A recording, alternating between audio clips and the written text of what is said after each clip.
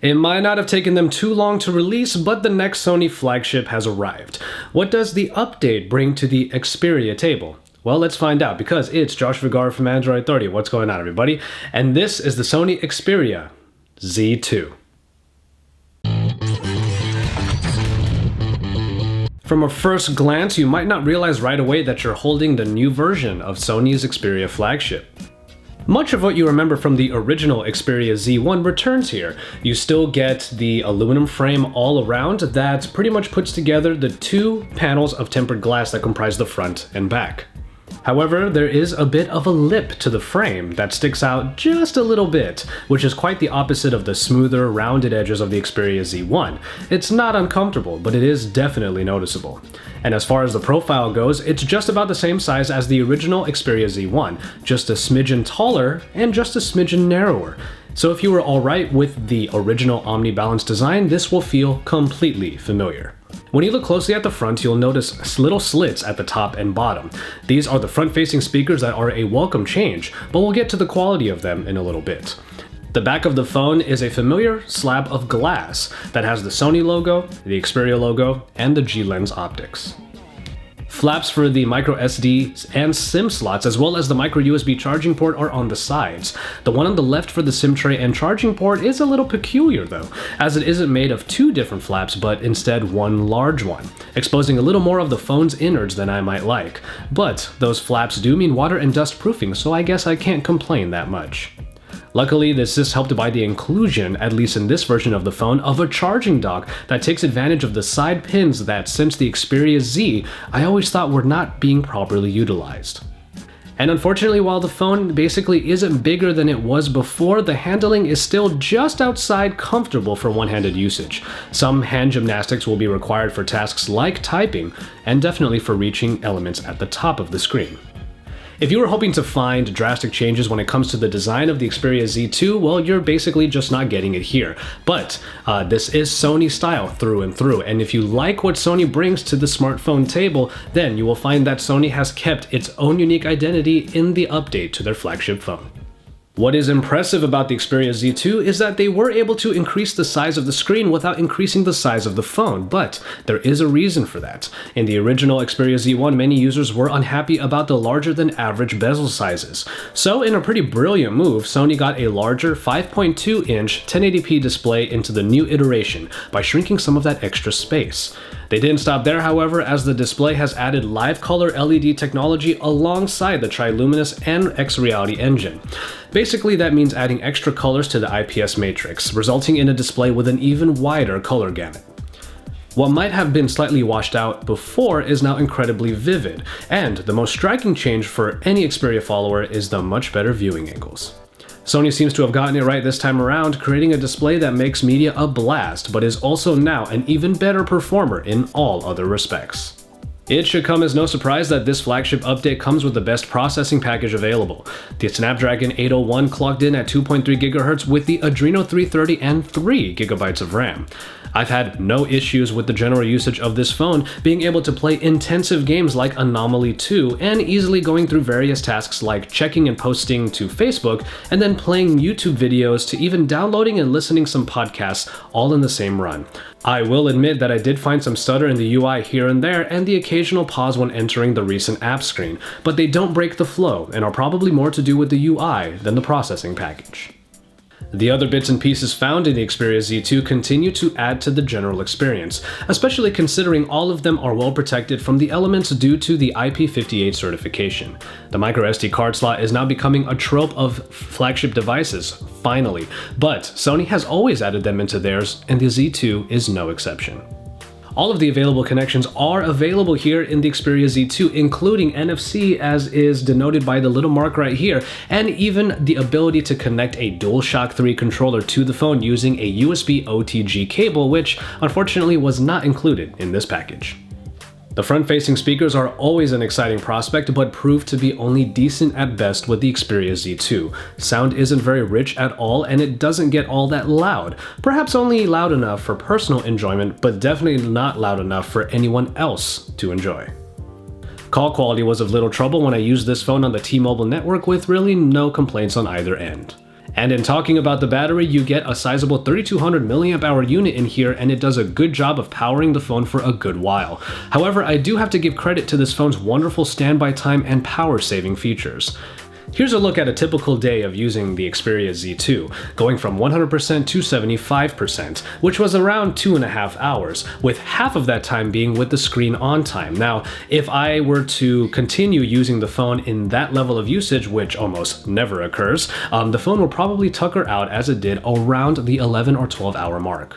But with great standby time, the general user will definitely get through a full day and then some with the Xperia Z2, especially if you take advantage of the slew of power-saving features already built in. Sony made a bit of a splash by putting a powerful 20.7 megapixel f2.0 G lens in the Xperia Z1 that turned out rather lacking in the processing department. Is there a worthwhile update in this new version? Well, first let's talk about the app, which retains the general look and menus including the mode selector. 4K video, Vine recording, time shift, and augmented reality apps are all available to add more fun to your smartphone photography. Admittedly, some of them are more useful than others. Superior Auto, which I generally believe to be a good automatic mode, returns, but it still holds the limitation of only working with 8 megapixels or lower. The manual mode allows for a bit of freedom, but the most notable change is the addition of a 15.5 megapixel 16:9 setting. Now, I almost never shoot at 4:3, so finally being able to at least somewhat take advantage of the high megapixel count is a big deal to me. But the other side of the coin is that you can't select scene modes in any setting over 8 megapixels. And as far as the picture quality goes, there has been improvement, as the darker areas that used to be all smudgy in the Xperia Z1 are definitely less so here. The level of grain is still pretty high though, but color does tend to be captured pretty well, and great pictures are definitely possible with the G lens. The low aperture you're working with will get you some really nice bokeh backgrounds, but it also requires you to be pretty precise with your focal point. The level of detail you can get when focused perfectly is there, while other spots seem to be blurred, but are really just being treated outside of the aperture level. The super large 20.7 megapixel pictures can yield great shots, but without scene modes to better take advantage of your situations, you're left with basically just a huge raw capture of your scene. And without an exceptional level of sharpness to them to justify cropping, this kind of dulls the high megapixel excitement. You'll get more consistently enjoyable pictures by taking advantage of the settings like macro or HDR that are only available by lowering down to 8 megapixels, so it's just a huge bummer that 20.7 megapixels turns out to be more a novelty than ultimately useful. Stay tuned to our channel for an upcoming feature-focused video that will be a camera shootout showing you even more examples coming from the Sony Xperia Z2. And finally, in software, we find the Xperia or Timescape UI once again, with little changes to the general formula, but once again, that might be a strong point. The interface that is actually quite close to stock Android continues to bring simplistic elegance to the Android Fold with some quintessential Sony style, as you can see in this PS3-inspired live wallpaper. Aside from a pullover for some simple settings in the app drawer, you have the familiar horizontal page layout. The notification dropdown is still of a dark motif, but now includes useful power widgets that are customizable. Another Sony Xperia trope returns with the small apps, found in the recent app screen and are small overlay apps that you can use for quick multitasking. They're nice, but ultimately weren't tools that I used often. And finally, Sony adds in their own media apps like the Walkman, which was always attractive to me and would be used if my music wasn't already in the cloud. The Album Gallery app also, and the Movies app, does include a nice connection to a podcast aggregator that I actually found quite useful.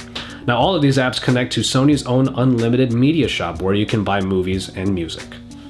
Aside from the occasional stutter that I already mentioned earlier, the UI found in the Xperia Z2 is another example of how when you keep it simple, you keep it fast. The Xperia UI does capture the essence of the stock Android experience without adding too much to the general formula, and also, it still flies the Sony flag proudly. While we don't know the exact details of the Xperia Z2's release in the States, it's probably going to come to T-Mobile. But until then, you can get your hands on an unlocked Sony flagship for the high premium of at least $700. And so, there you have it, the Sony Xperia Z2.